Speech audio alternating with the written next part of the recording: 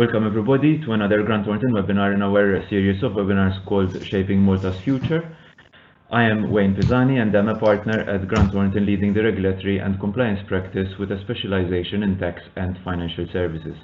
I'm a lawyer by profession with an interest in renewables. The unprecedented nature of the first 6 months of 2020 might have caught some unprepared, but whilst no one could foresee what drastic changes it was entered the world as we knew it, various contingencies kicked in. I would like to introduce the panel of specialists with whom we shall discuss perceived changes in habits which have impacted energy consumption and envisioned way forward to achieve a more sustainable future in our consumption habits for domestic, work and transport needs. Namely, Engineer Sandro Lauri, who's the Chief Strategy Officer at the Energy and Water Agency, tasked with responsibilities related to renewable energy policy, development and implementation, amongst other aspects. Professor Luciano Molestagno, who's the Director of the Institute for Sustainable Energy and Group Leader of the Solar Research Lab at the University of Malta. Vania Veras, who's an owner at Vivacity, a pioneering green infrastructure system for hot, arid climates and Secretary General of Municipal Waste Europe since the early 2012, as well as Carlo Mifsud, who's Executive Director at Luxury Living Technologies, providing products and solutions respecting the laws of nature to contribute towards long-term sustainable development.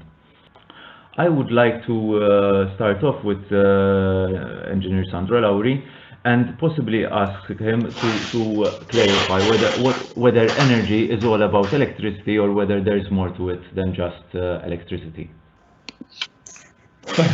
Good afternoon, everybody.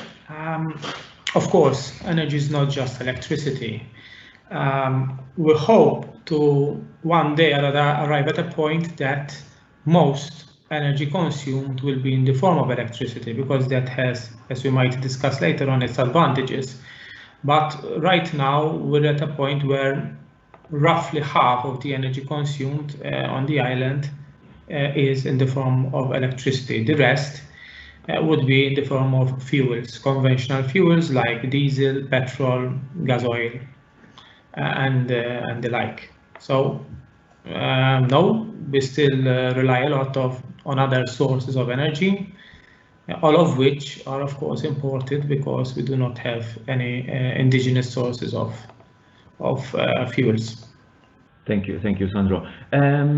Professor Molestagno, appreciative that concrete data as to energy consumption over the past months still needs to be processed. What do you attribute the perceived change in energy demand to over the past 6 months? Clearly, there was a perceived change in behavior. That's obviously not in question here, where many of us work from home, many offices were closed, and lots fewer cars on the road. But while the data, as you said, is yet not available, it is most likely that the biggest drop in energy use we will see, as Sandro was just saying, is actually in other fuels. So we were driving a lot less, which means we were consuming a lot more diesel and petrol.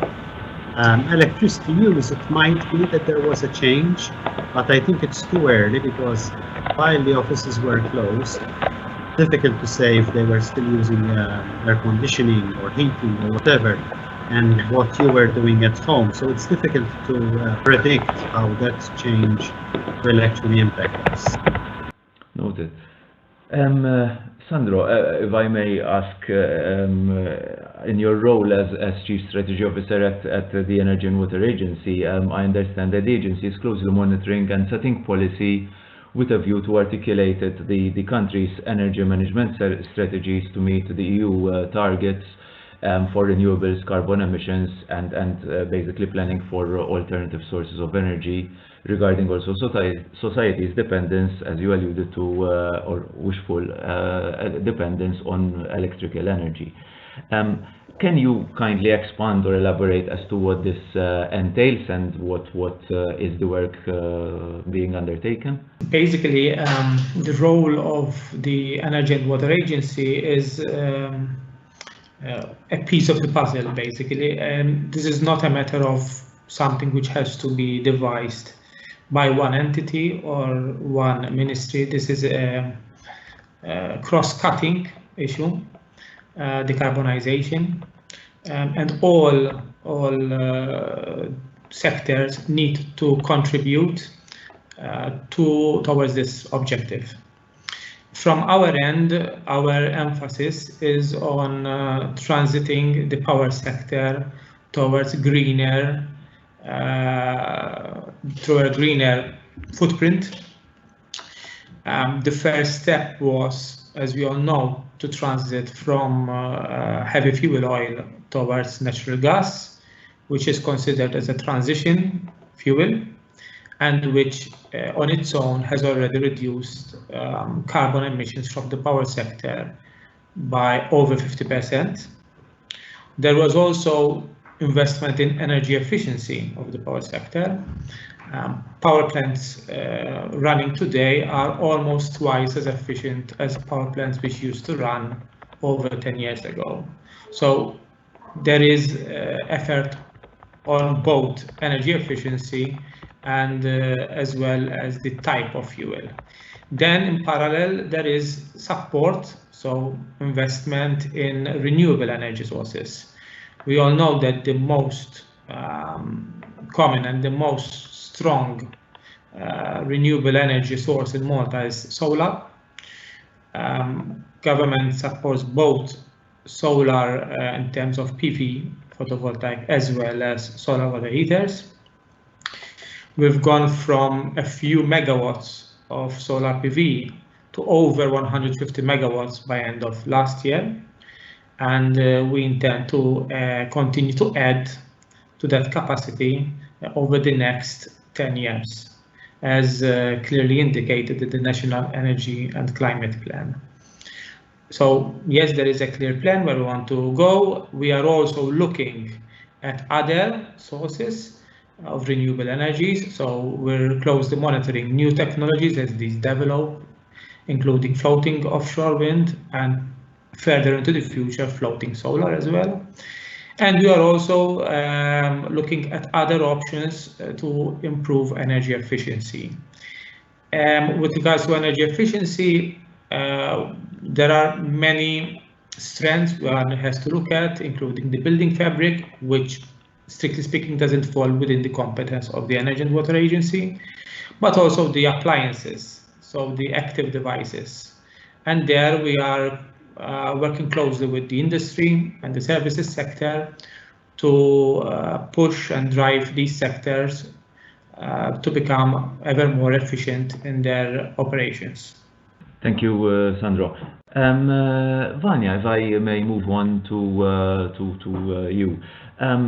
I mean, you've been in Malta for quite a while, and I know you're heavily interested in renewables and also alternative ways of looking at reducing demand. And it seems that Malta's demand patterns fluctuate heavily. There is quite a seasonal pattern, seeing a relatively low consumption in spring and autumn, and then increasing in winter and substantially then in summer, possibly due to heating and cooling demands aside from tourism considerations.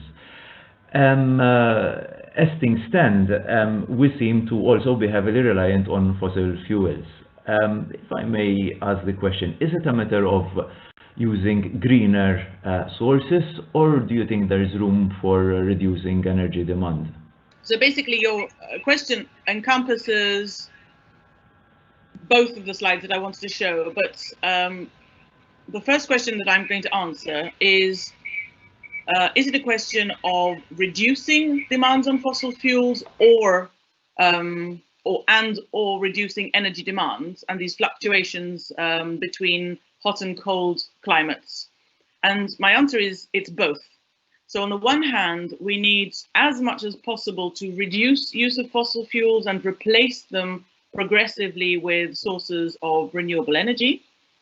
And in order to reduce the capacity, the demand overall, and enable these renewable sources of energy to supply the demand, we also need to bring in energy efficiency.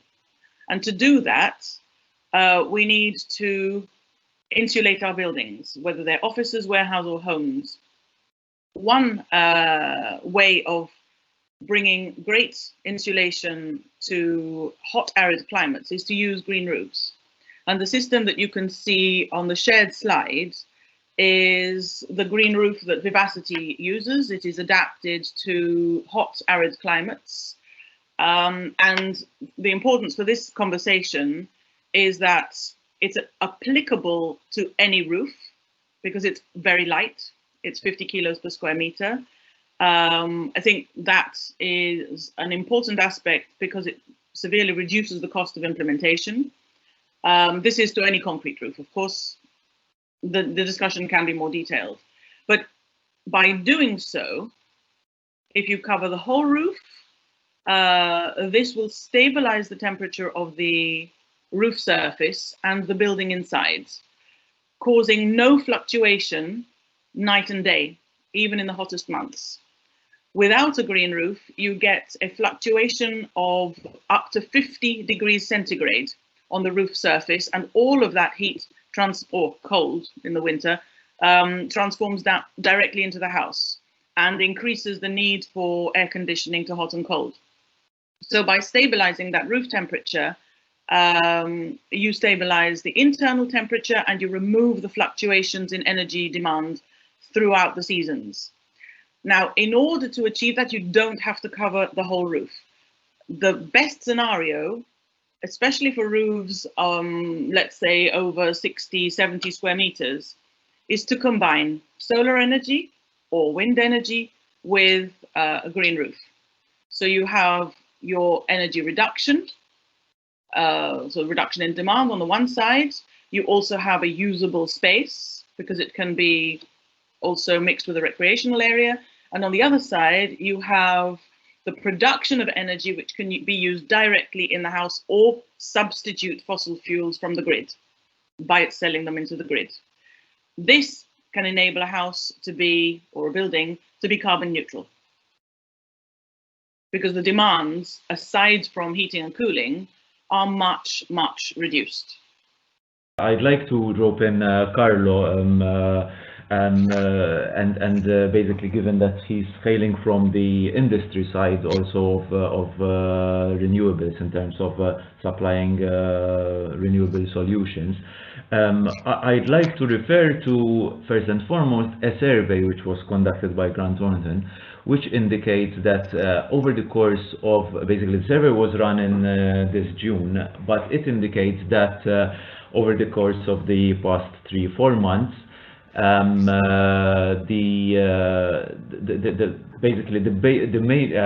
services industry was allowed, or rather there was quite a shift to working from home arrangements, be it in the professional services space, IT space, but also other non-labor intensive areas in terms of hand work and so forth. So noticing this shift, as can be seen in this graph which is being shared, and obviously the correlated shift in terms of increase in consumption from one's households. In your experience, in your opinion, how could such consumption be better managed? I mean, this shift. I mean, because it's obviously it translated to a bigger demand on the central generation systems at Delimara. So, from your experience, how could we have planned better? And obviously, looking at a possible risk of a relapse of the situation or a second hit, can we be better prepared for it over the course of summer? Hi, good afternoon. Yes, obviously, as a commercial company, we have also been hit by the COVID pandemic. That is, people think that just because the sun is rising every day over the country, companies keep selling products. But the fact is that we do struggle because of overcomplicated processes and overcomplicated regulations. I have been in this industry not very long, but I can say that from my experience now, this is possibly one of the most regulated industry. And if we want to be prepared again, if we want to encourage people to invest in other technology, in other sources of generating energy, we must, and I stress, we must do something about the regulations. One example is people have worked, as you said, a lot of people have worked from home. So they have made use of lots of energy, and possibly people who were going to work before and had the comfort of their air conditioners did not have it at home. And I was hearing adverts where people could order their air conditioner in the morning, and if they paid the deposit by midday, they would have had it installed in the afternoon.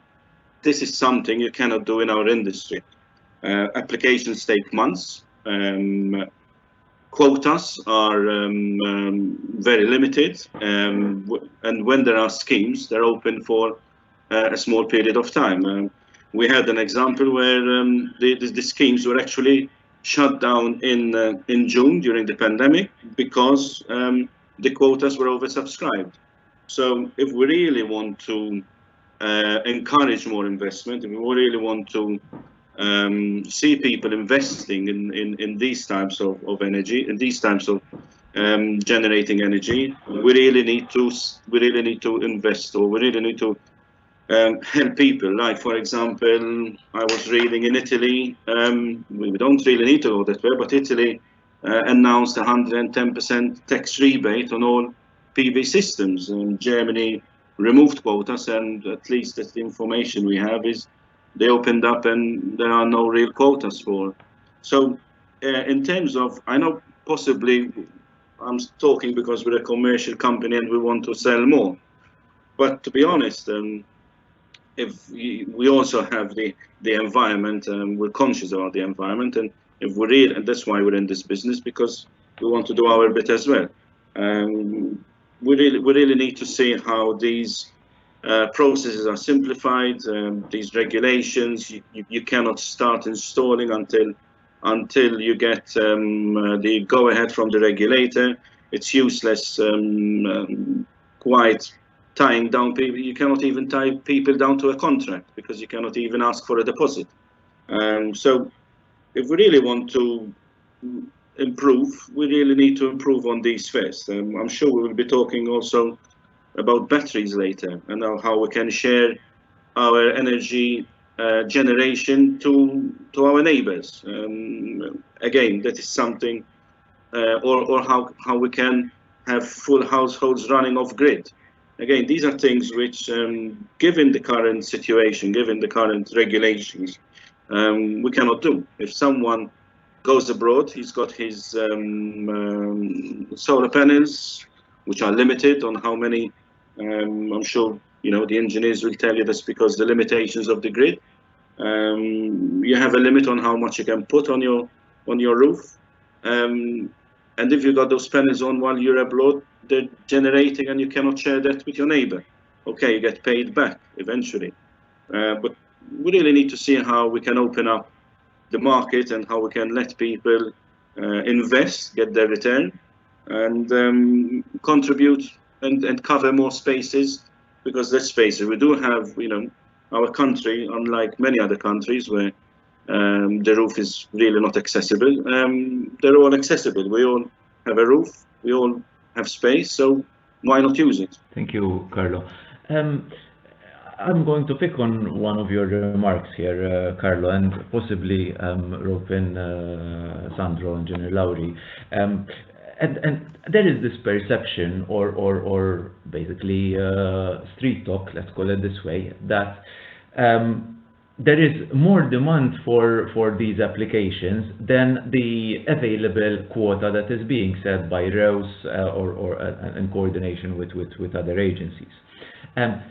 Is there a legal limitation, a European limitation, or what is the issue with having an open-ended scheme so that anyone who would like to apply to have a PV set up would install it, yes, there might be infrastructural limitations in terms of what you can sell back to the grid, but is there a reason why these PV schemes are issued in batches? Well, first of all, I think I should clarify one important point. There are no quotas on the number of installations that can be installed. Quotas are on the number of installations which can benefit from support from taxpayers' money. And the answer to your question is very simple, because the budget is not unlimited. No budget is unlimited. If you have a budget which is unlimited, just let me know. I would be very interested in that. So no, you can install a PV without any limitation. But if you want support, of course there is a quota, and there will always be a quota, because that is tied to the budget allocation. However, I must say that even though the quotas are indeed oversubscribed, unfortunately, many of those who subscribe for a quota do not actually build the installation. So at the end of the day, we end up with a number of installations which do not materialize. This is very unfortunate, because they are taking allocations which would have been otherwise been provided to someone who would have installed the PV system. Also, another misconception is on the number of panels you can put on your rooftop or on your space. Once again, it is incorrect to say that you have a limit. You have a limit as long as it is free of charge in terms of grid connection, or practically free of charge. You just pay the nominal fee. But in reality, you can install as much as you like, as long as you pay for the additional grid reinforcement which would be required by your installation above a certain threshold. And this is normal. I mean, if you're going to forget PV, you're going to build anything, and this is going to consume electricity. Beyond a certain threshold, you need to pay for the reinforcement of the grid. Whether you are buying electricity or exporting electricity back, you are using the grid. The grid cannot have infinite capacity at every point, so a threshold needs to be set.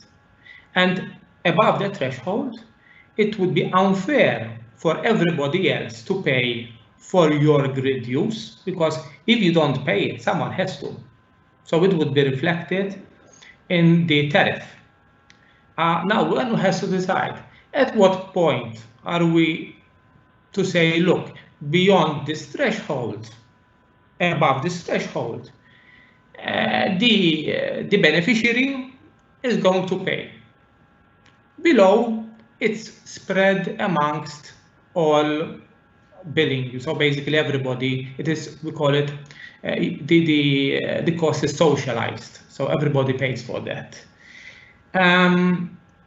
Also, one other thing which also was mentioned in comparison with the air conditioner, I don't think it's the right comparison. You don't normally need a planning permit to install an air conditioner unless you're going to put the outside unit attached to your facade.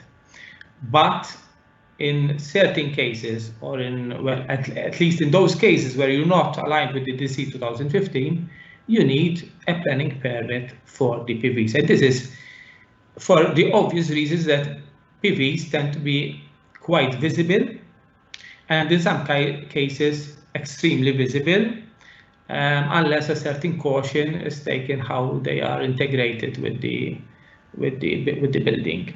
So I think it's unfair to say that government is putting quotas on, so as to say stop the number of PVs being installed. One also other thing had to do with the fact that you cannot take a deposit, you cannot install the system before you get the go-ahead. These rules are set by state aid regulations as published by the European Union. if you are going to receive aid, once again, if you're getting support from government, not if you decide to build a PV and don't claim support. That's a different story. But if you're going to claim support, there are strict rules how government can provide support. And these are regulated by the decisions related with state aid. There is the general block exemption. There is the Article 107C of the acquis, and there is also the de minimis in certain cases. So yes, unfortunately, I must say we have to stick with those rules if government is going to continue to provide support to PVs. Having said all this, we are always open to discuss ways to improve the system. We are not saying that the system is perfect, and we are sure that we can find ways, and we discuss regularly with the two main unions which represent installers. One is the MDA and the other one under the GRTU, to find ways how to improve and to smoothen out hiccups in the system. So yes, I think this discussion has to go on to where necessary improve the system. Thank you, Sandro. Just one clarification, and I know it will be a brief one. You refer to budgeting and support. Just to clarify, I'm assuming that this is not just the grant being given in the initial capex, but also the subsidy of the feed-in rate that you're referring to. Just seeking Yes. to clarify this point. Yes. Both the feed-in tariff is partially funded by government, so from our tax, as well as the grant. Thank you, Sandro. But thought it was good to point out that the 15 cents that is being given on feed-in is actually partially funded, so we set clarity on that.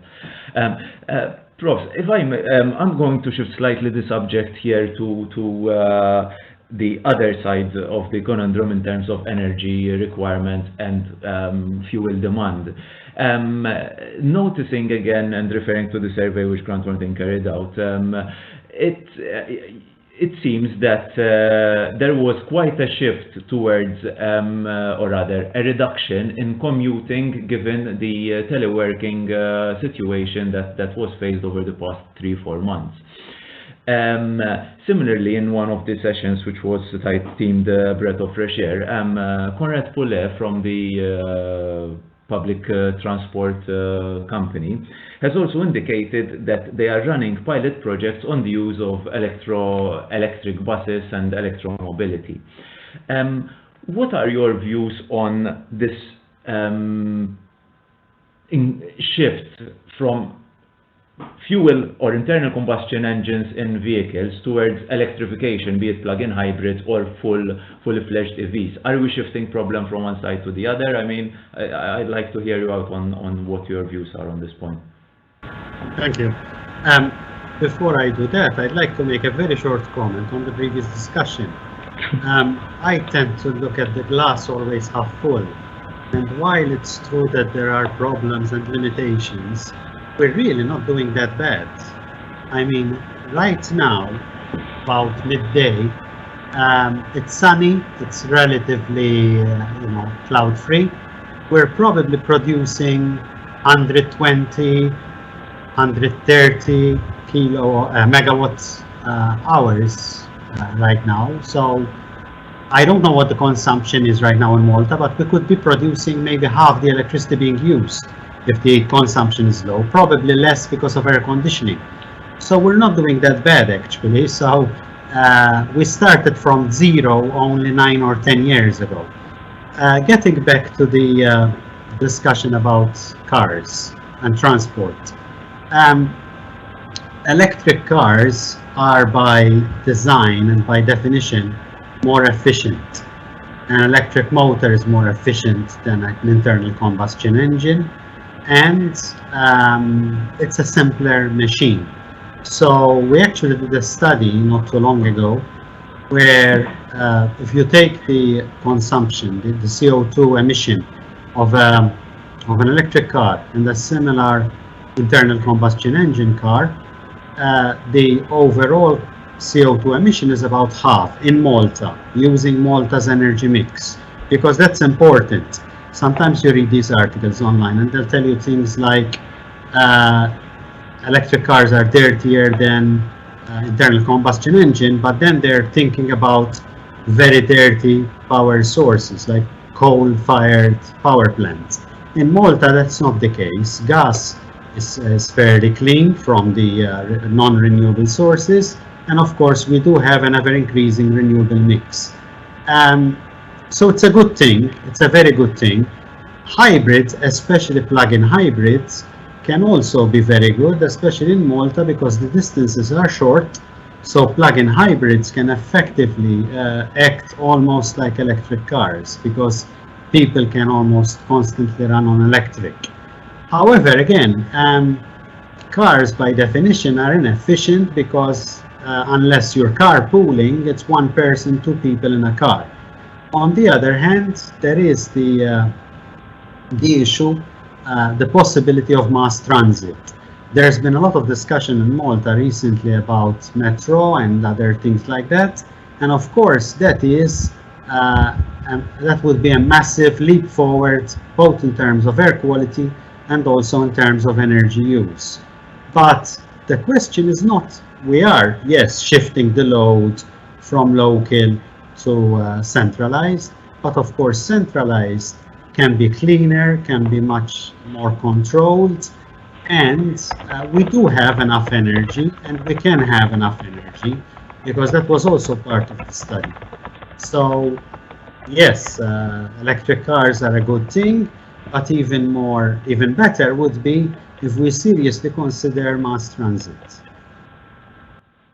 Thank you. I don't know whether anyone else would like to contribute on this point, or there are the other views.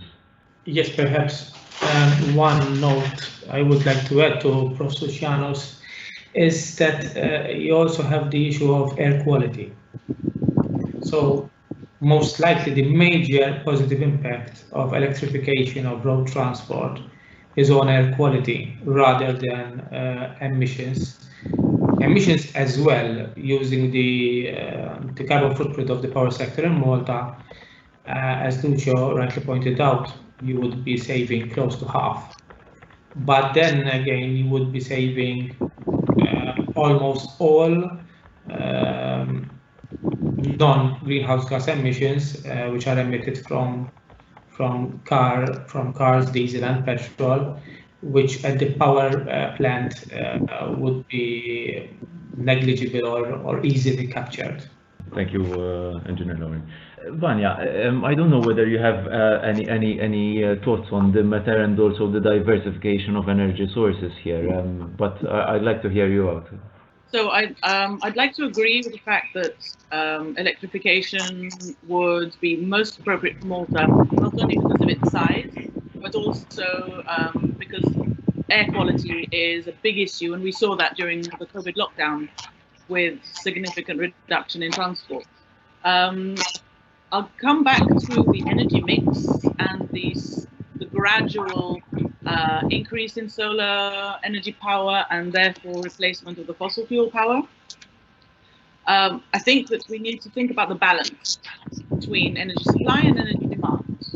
The more we reduce demand, the more capable renewable sources will be to meet that demand. And that will in turn make Malta more energy self-sufficient. And in cases where we are isolated from the rest of the world because of a pandemic, we don't know how often that will happen in the future, this is an important consideration. And renewable energy sources don't have to be only solar. We need to think about individual wind, which is currently an available technology, and also power from waste to energy. Now, waste to energy, particularly for Malta and this waste generation type,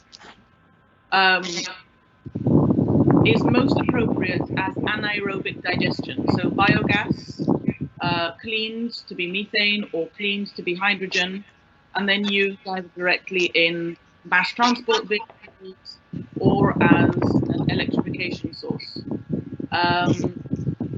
I can talk now about waste incineration as well. In that case, I would share my my other slide.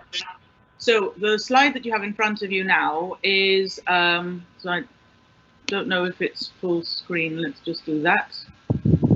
Okay.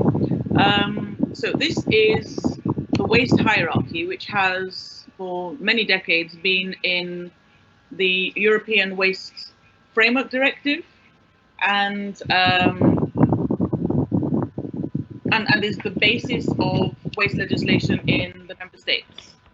Currently, because of the drive to green and digitalize our economy, the emphasis on this waste hierarchy is at the top. That's why it's green.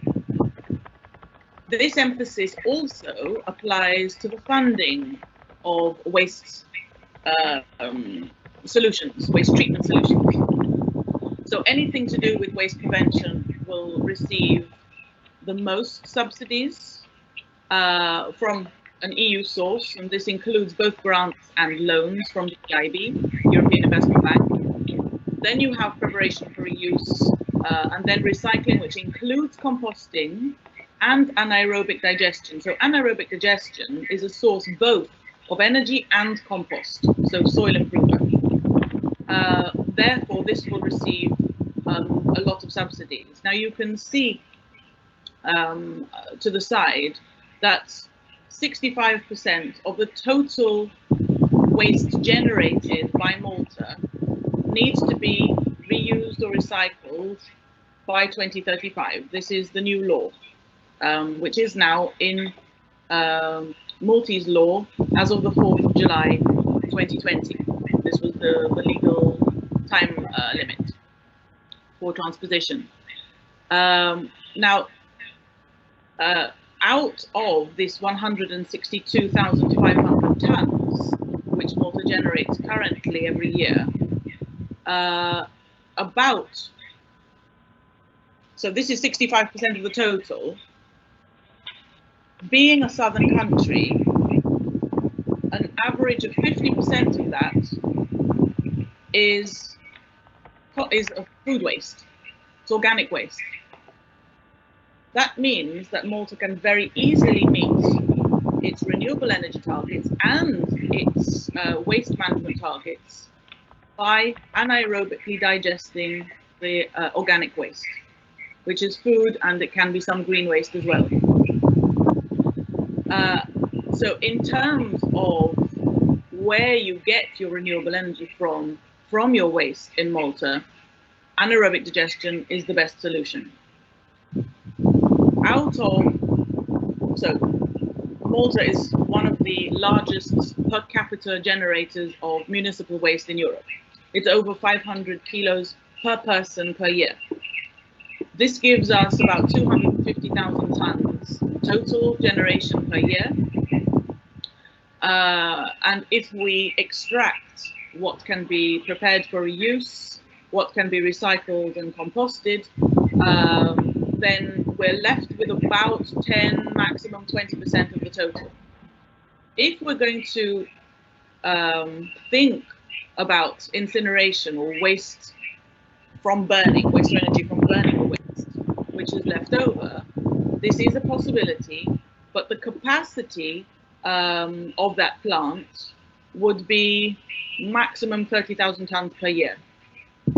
Currently in the books and the planning, I think it's about 150,000 tons, which is planned, which would be an overcapacity, and which basically would not have enough waste to burn. That would make it a lost investment, which even if it works at full capacity would take 30 years to amortize, and without sufficient waste to fill the burners, it cannot function. So it's after 20 years of working in the waste industry, both public and private, I don't think that is a appropriate solution for Malta, neither financially, neither in terms of waste to energy or energy production. It's certainly not a source of renewable energy. Energy from anaerobic digestion is a source of renewable energy. So Malta could very easily power itself with a mix of solar, wind, and biogas from organic waste. Thank you, Vanya. If I'm obviously, based on my understanding of your contribution, there seems to be a case for smaller sized renewable sources, especially in the waste space, resorting to anaerobic digesters. Drawing on the same idea and looking at the PV aspect, and also the fact that ultimately, as Professor Luciano indicated, looking out of the window, we have quite some long sunny days, but ultimately there is the reality that there is also nighttime whereby PVs do not generate energy, and on the wind side we're still on the weak side. Carlo, is there a case for storing the power generation, the electricity generation from PVs or equivalent, which is happening during daytime, for possible consumption during nighttime, or else a balancing act with energy communities or neighbor selling to one's neighbor? Yes, if you may, Wayne, I'd like to add something to what I said before and to what Engineer Lowry said. I didn't want my intervention to sound like a one big moan.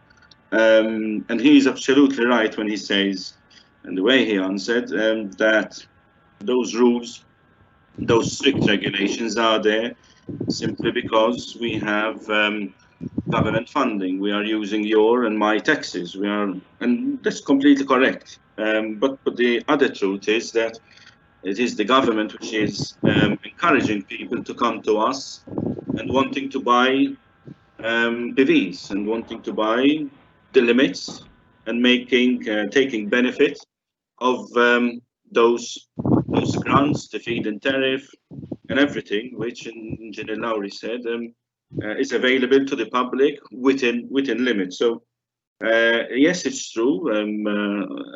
Those rules are there because we're using public money, but on the other hand, we are encouraging people to come and buy. So if we want them to buy, we need to make sure then that there is the right framework and the right rules. And I'm sure it's difficult. I've been in the public service myself, so I know that it's quite difficult to change these. But on the other hand, for example, we mentioned the 1 day, the PA permit.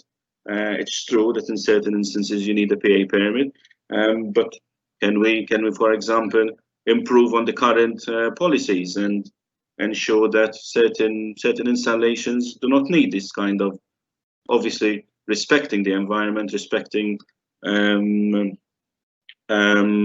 each other, and so on. So yes, he's completely right, and but also we need to address the situations, and I'm sure that the authorities are working on this, as he said, with the unions. With regards to your question, yes, we actually look into the use and how we can store energy to be used alternatively.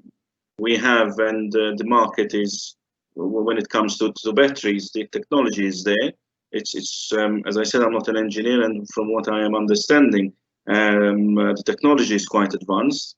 The products exist, so basically you can actually have a household running off grid completely today, should you wish. So you can have the panels, you can store the energy, and then use it by night. So yes, I think I don't want to go back to the issue of regulations, but we need to look into if those regulations are in place. It's the technologies might still be a little bit expensive, but it exists, and we do have it. We need to ensure that whoever is buying these is allowed and can make use of them appropriately. Thank you, Carlo. If I may rope in slightly Engineer Sandro here, both on the battery or storage side, as well as the infrastructural aspects, in order to be able to have isolated or off-grid solutions. But a thought comes to mind here in terms of, if we have excess capacity, do we actually need to store it, or can we actually use it to generate other resources, be it hydrogen or otherwise? And is that actually doable other than legal matters? I mean, is it something which merits further study, or is it an absolute write-off and non-starter given the space of the island? Well, I guess it depends on the volume and the time at which you need to store your electricity. So if we are talking of electricity generated from small-scale photovoltaic, then most likely batteries are the best option at this point in time. They're still on the expensive side, so we're still not quite at the point where it's fully viable financially to install one as an add-on to one's photovoltaic system. Mostly also because electricity tariffs in Malta are quite cheap. For example, a battery storage system for a PV would be extremely viable in Germany or Denmark, where electricity tariffs for the residential are between 25 and 30 cents per kilowatt hour. Then if we're talking larger volumes, and in a situation where you actually really don't have any use for the excess electricity, then one might consider converting that electricity into other forms. At this moment, hydrogen is being pushed significantly as the fuel of choice to be generated from excess renewable electricity, green hydrogen, for several reasons, amongst which the fact that hydrogen, not green hydrogen, but rather the dirty hydrogen, is already used in the industry overseas. And so switching to green hydrogen would be easy then to simply replace the existing fuel supply. But in the local situation where we're still far off from having excess electricity on a national scale, and also in a situation where excess electricity could in theory be exported to Italy, and also in view that electricity is largely, though not exclusively, from photovoltaic generated during daytime, where you have a higher load than at night time, then I think it was still very far off from going for that choice. One also has to bear in mind that when you convert electricity, PV electricity, to hydrogen, you are typically losing half of the energy content. And then if you're going to use hydrogen to convert it back to electricity, then you're losing once again another half of its energy, which doesn't really make sense. So you either have a final use for that hydrogen so that you don't waste another half of your original 1 unit, which is still not the case in Malta. Or else you'd better be off going for other options. Thank you, Engineer Sandro. As we're drawing towards the end of this webinar session, I mean, it's clear that there are various options that one can consider. So we're not so much in a tight corner here, and there are options to consider. And I think it's all a matter of planning right and setting out the country's vision, and basically once planned we execute that plan. If I may ask you to have a few comments so to wrap up the session, and we'll have a role, and I ask you to keep it as condensed as possible. What is your take on the progress registered in terms of the public's appreciation as to let's reduce and then go to renewables, similar to the waste motto, which is reduce, reuse, and recycle. I mean, are we there in terms of energy demand? Are we resorting to mass transport or equivalent? And how financially and technically viable do you think it is for Malta to become independent and self-sustainable from other resources, be it buying electricity from Italy or buying resources in terms of fuel or whatever from third countries? Basically, as I said, I like to look at the glass half full. I don't know what the final results will say, but especially given that the demand did fall, especially because of fuels this year, we might actually meet or be very close to meeting our 10% target. We have installed 150 or something megawatt panels, and we will be installing close to 180 megawatt panels. Just to put that in perspective, that's about 600,000 panels, more panels than people. So we have done something in this country. I don't look at it all negative.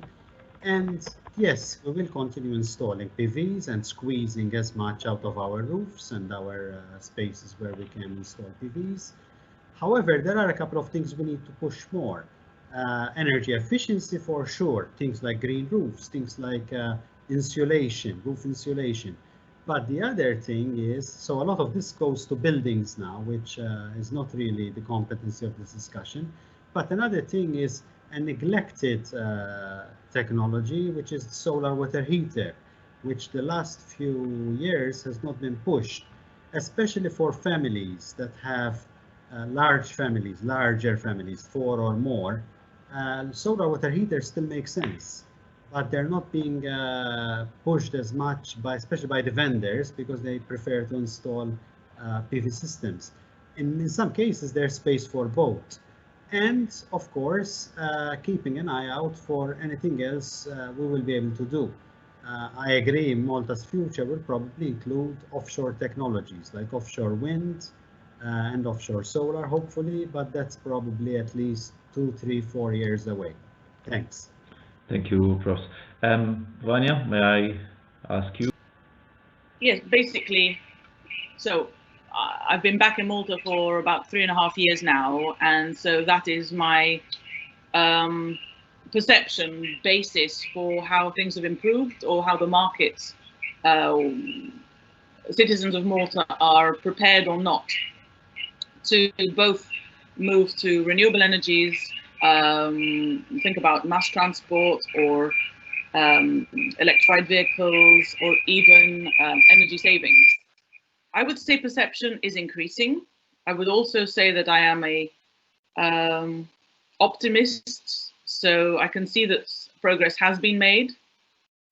I think there is still a significant lack of awareness of the benefits that solar panels, solar water heaters, green roofs as thermal insulation technique can bring, both in terms of savings to the family budget or the building's budget, but also in terms of comfort. There's also lack of awareness on how that impacts Malta as a country. Air pollution, we talk about that a lot, but also in terms of taxes. The more self-sufficient the country is, the more, the easier it is to balance a budget. So I think that what is missing today is an improved perception, a campaign from the government side to raise awareness on the benefits, both to the individual and to the country, of moving to renewables, investing in renewables, and investing in better thermal insulation of properties, including, of course, transports. That's not my area, which is why I don't really mention it so much. And I have to mention here the European Green Deal and the funds which have just been confirmed as allocated to each member state.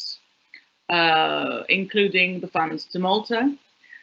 These have been more or less split into sections of where that money will go to, but Malta still has a lot of flexibility in deciding whether they're going to spend so much on renewable energy, so much on energy efficiency, so much on electrification of transport. I believe that the best use of those funds would be, on one side, direct investment from the government for anything which is large-scale installations like an anaerobic digestion plant to deal with the bio wastes. This has two impacts financially on Malta. One is the production of energy and compost. The other one is reduction of methane emissions from the landfill sites. This financially has a big impact because methane is 25 times a carbon molecule equivalent, and Malta spends in excess of €2 million per year today on buying carbon credits. And this, so the pollution source is both transport and the landfill. These are the two key points sources of emission. I would not include the power plant in that because emissions from power generation using natural gas are very low. So yes, so one side, the funds, I would see them being spent on large-scale national investments, and the other side being effectively, proactively used as subsidies with a goal in mind on energy efficiency achievements and replacement of fossil fuels with renewable energies. Thank you, Vanya. Possibly Carlo, your comments, and also I'm noticing that we have 3 questions which have been posted right now. I don't know whether Carlo, Sandro, or any of the other participants would like to tackle them, but it would be interesting to hear you out. Also, one question relates to that there seems to be a drive that after 8 months, 8 years of usage, those who have taken advantage of the schemes launched in 2010 or equivalent now are being enticed, or they are shifting or scrapping their current system and inverter and installing a new one. I mean, how's that for the circular economy? I mean, that's one aspect. There's an a comment on the education campaign and whether there are any plans on educating the public. And lastly, there's another question regarding the transparency of the billing system. But again, I don't know who would like to contribute towards that as well. Yes, I totally agree that there is more awareness, and I totally agree with Prof. Charles said. There is more awareness on investing, and he mentioned solar water heaters. I totally agree that there's an area where which probably is forgotten. We as retailers, we do stock and try and promote, but I think unfortunately I've got to link this to my previous comment. There is a lot of awareness of getting a grant, and when people come here to us and they talk a lot about the grant or the feed-in tariff and know very little that there is also a grant on solar water heaters. They're not aware that for them sometimes it's about getting your bill down to 0 because that is what is being encouraged. So not a lot of information about we try and advertise and we try promote these products but customers are well aware, because when they come here they are well informed. You know, today you can look up and get all the information, so they're well informed, but you can tell that they look up with regards to panels, also PVs, but they know very little on solar water heaters, and that you can install, and as Professor said, it's quite a good product where you can even save money and so on. With regards to, I think the question which is being said that people are being incentivized to change, I think that comes down to the fact that or I'm assuming that they come down to the fact that they would have signed a contract, which at the time was giving them very, very good rates, whereas now the rates have gone down to compared to what they were being paid before, to very low rates. Unfortunately, that's the truth, but I think this is what they are referring to. If I may, Wayne, I just want to pitch in on this rate thing. It is perhaps important to know that it is not correct to say that the rates went down. When the beneficiaries of systems who received a grant 8 years ago, 7 years ago, received a grant and the guaranteed feed-in tariff for 6 or 8 years, it was very, very clear in the grant agreement that the feed-in tariff would cease to be paid at the end of the guaranteed period. So basically, they were aware that the grant, whoever takes advantage of the grant, then cannot expect to receive a feed-in tariff which is static for 20 years. In fact, from 2000, I believe 14, the beginning of 14 or end of 13, we also introduced a feed-in tariff which is static for 20 years, but without the grant. The reason being that once you are increasing the tariff, the feed-in tariff, you can do away with the grant because the rate of return would be achieved, the same rate of return would be achieved through the 20-year payment of the tariff. So it is not like there was a sudden revision or reduction of tariff. This was as per original agreements, both agreements signed in 2010, 11, 12, 13, and whatever date afterwards. Only the recent grants introduced as from this year are attached with a 20-year feed-in tariff. But the feed-in tariff now has been reduced because at the end of the day, the return over the 20-year period would need to remain approximately the same. Having said that, I don't share the decision that, I mean, I have a previous system which I bought around 2012, 2013, and now the feed-in tariff has expired. But having recovered my money in 5 years, I have no intention of throwing it away. Now it's generating electricity, which I try to, as much as possible, consume on site, so it offsets my bill. Any electricity which I don't consume, I sell to Malta.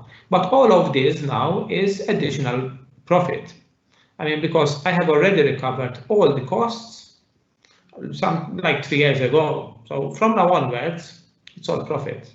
So it doesn't make any sense for me to throw away. Apart from the ethical fact that that system, most of that system has been supported by feed-in tariff from taxpayers' money. So since taxpayers supported that system, so that you have, and you are in a position to also invest in a PV system, I think it's ethical that that system is maintained in good order and continues to produce renewable energy for its full lifetime as it was originally intended. Can I just quickly add to that? I think there was an excellent contribution from Engineer Lowry. And it's a demonstration to me that there is a lack of awareness and lack of communication from the government side towards the general public, whether they've invested or haven't invested in PV panels, on exactly what their investment entails or what their investment could entail.